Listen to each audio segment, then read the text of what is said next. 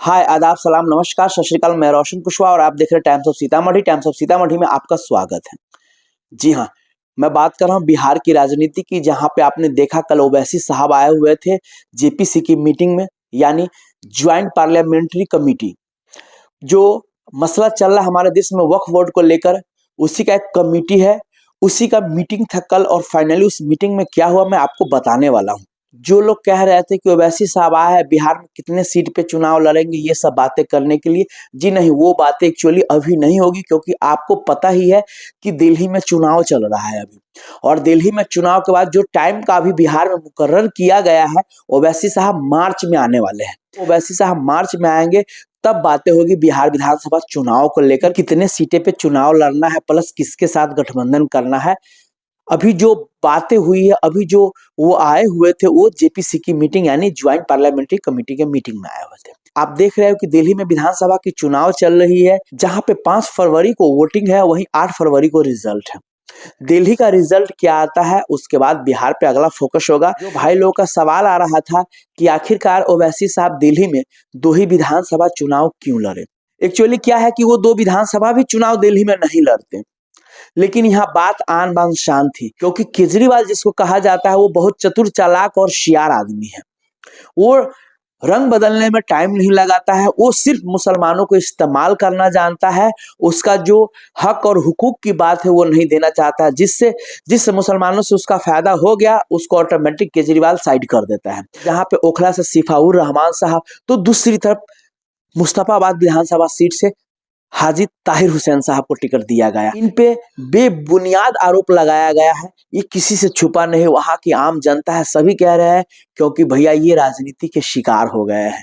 वाकई में यही बात थी और कोई बात नहीं। जैसे अगर राजनीति की शिकार हुई और ये लोग आम आदमी पार्टी के लिए काम करते थे, तो क्या आम आदमी पार्टी का उचित क्या होता है, आप बताइए। इसीलिए ओवैसी साहब को दिल्ली में आना पड़ा। जी हाँ, रियलिटी ये है।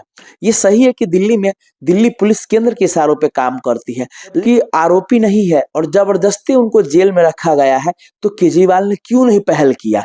मेन गुस्सा यही था कि केजरीवाल ने क्यों पहल नहीं किया।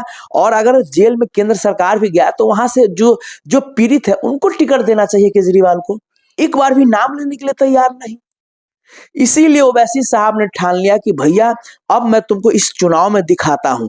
और इसीलिए फाइनली यही बात है जिसको लेकर ओवैसी साहब ने ये दोनों विधानसभा सीट पे पहले तो बातें हुआ उनसे, और बातें होने के बाद वो लोग माने, तो फिर उनको टिकट दिया गया एमएम पार्टी की तरफ से। टिकट दिया गया तो उनका सहानुभूति और प्लस एमएम के प्रति लोगों का प्यार, जो एमएम के दीवाने हैं, वो लोग काफी खुश हुए। और फाइनली उसका रिजल्ट पॉजिटिव आ रहा है। वो दोनों मुस्तफाबाद विधानसभा सीट प्लस ओखला, दोनों ओवैसी साहब जीत रहा है, ये सारी सर्वे कह रही है। मैंने पिछले वीडियो में भी आपको बताया है कि कैसे वहां के एक भाजपा के विधायक ओखला के, वो भी साफ कह रहे हैं कि भैया मेरा टक्कर है तो एमएम से।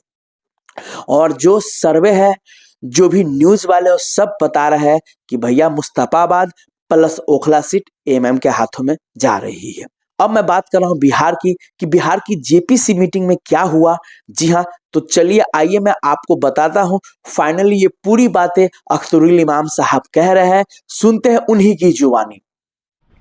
हम लोगों ने उसी बात को रखा है डेलीगेशन इनके सामने में, कि जो पूरे हिंदुस्तान के मुस्लिम अक़लियत की तशवीश है, जो उनका खौफ है, जो उनका डर है, जो उनका भय है, वो ये है कि वक्त तरमीमी बिल 2024 कहीं से भी मुसलमानों के औकाफ की ज़मीन की भलाई के लिए नहीं है, बल्कि वक्फ की प्रॉपर्टी को सरकारी कब्ज़े में करना और इसके ज़रिए से पूरे देश में सिविल वार की कैफियत पैदा करने के बराबर है।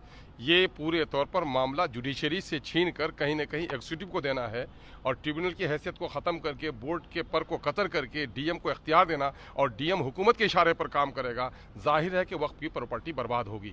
और वक्फ जो बिहार रजिस्ट्रेशन एक्ट 1950 है, उसके मुताबिक जो वक्फ की प्रॉपर्टी है उसमें सरकार की या कलेक्टर की कोई दखलंदाजी नहीं होगी, लेकिन इस बिल के जरिए से दखलंदाजी होगी। और यही बात जो है, जो गैर मुस्लिम नॉन मुस्लिम के जो ट्रस्ट होंगे उस मामले में ये कानून नहीं लाया जा रहा है। ये भी कहा जा रहा है कि वक्फ की जो आमदनी होगी उसको सेंट्रल गवर्नमेंट रेगुलेट करेगी, लेकिन अदर देन मुस्लिम कम्युनिटी के जो वक्फ होंगे, जो ट्रस्ट होंगे, उस पर यह कानून लागू नहीं होगा। तो ये संविधान के धारा 14 इक्वलिटी बिफोर लॉ गौ के कानून की नज़र में सब बराबर है, उसके खिलाफ है।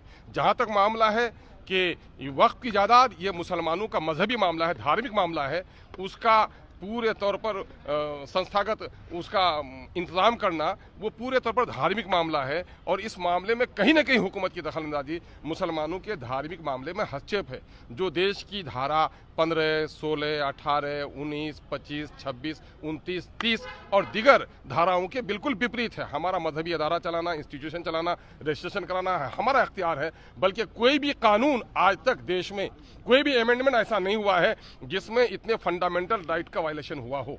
और फंडामेंटल राइट का वायलेशन करके इस तरह का कानून बनाना सरासर गलत है और मुसलमानों को खाना जंगी में मुब्तला करना है और वक्फ की जायदाद को छीनने की एक साजिश है। इसलिए हम लोगों ने पूरे तौर पर अपने पार्टी का मौक़िफ़ रखा है, वो ये रखा है कि ये बिल पूरे तौर पर ये काला कानून साबित होगा, देश के जो सोशल और सेकुलर फैब्रिक है उसको कहीं ना कहीं से तबाह बर्बाद करेगा। इसलिए इस बिल को वापस लिया जाए। तो आपने सुना अख्तरुल इमाम साहब को, साफ साफ उन्होंने कहा कि भैया वक्फ बोर्ड को लेकर जो मीटिंग थी, कैसे केंद्र सरकार भेदभाव करते हैं, उसी पे सारी चर्चाएं हुई। विशेष आप लोग का इस पे क्या कहना है, प्लीज आप लोग कमेंट करके जरूर बताइएगा। तब तक के लिए बाय बाय, टेक केयर, देखते रहिए टाइम्स ऑफ सीतामढ़ी।